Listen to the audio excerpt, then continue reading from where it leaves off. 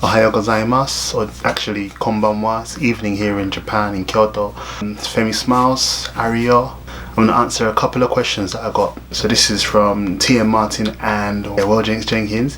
So many people asked me how I met my wife, and I actually wanted to get my wife here in the same video with me and maybe talk about it, but she's a bit private and doesn't really want to jump on the videos right about now, on maybe in the future. I know, fingers crossed, but you might see her in some of the other videos in the background and stuff like that when we travel in places.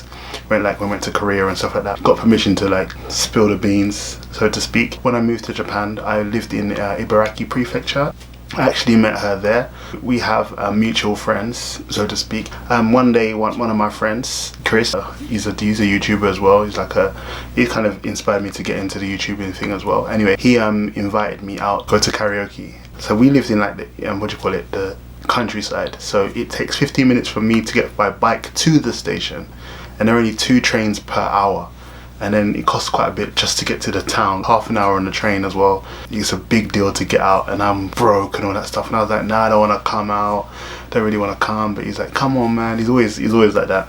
And anyway, I came out, met up. A few other teachers were there, and then some friends were there, and my wife was there. And that's where we met. Me and like her friends, we all became friends, and we hung out quite a lot. But then eventually the relationship blossomed, and here we are now today in Kyoto. Married, 2 kids deep, so I'm glad that I went out that day. So yeah, thanks Cruz. Another question around that topic was I conversational in Japanese when I met her, and how do we communicate? So basically, when I came to Japan, I could speak a bit. I think it was enough to get your foot in the door. It's good greetings and stuff like that, but it wasn't that great.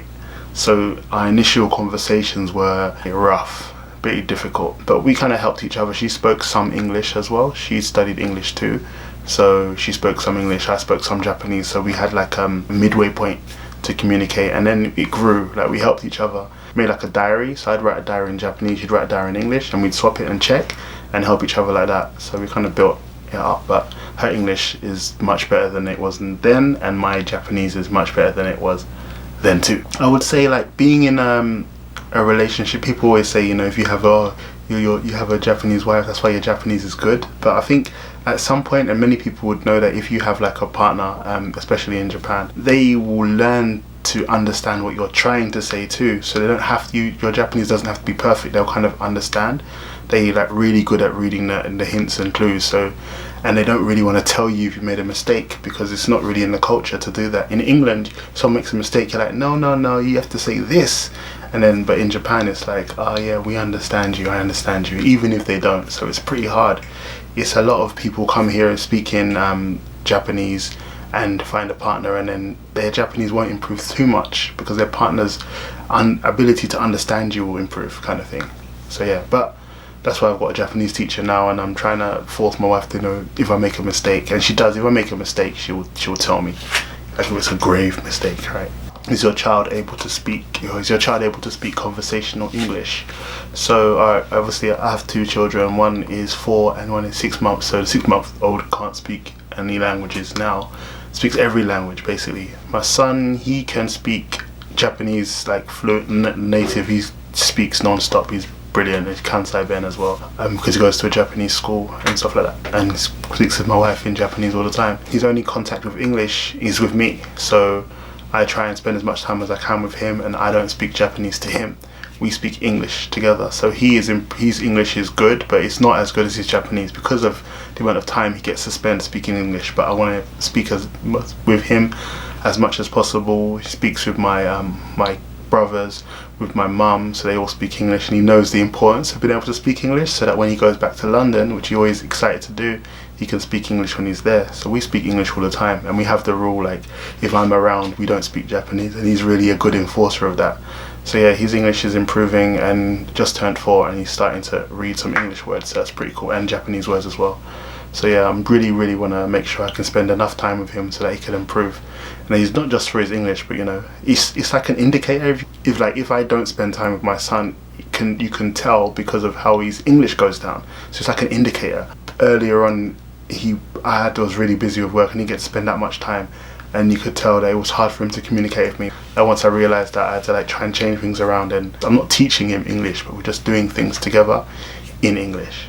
So if you've seen the videos, we're going out, we're going to temples, we're going to shrines, we're going to the parks, and we're just communicating father and son. The point, I think it's really hard in being in Japan. We're trying to raise your kids bilingual. Everything else is Japanese, right? Only thing that's English is you also.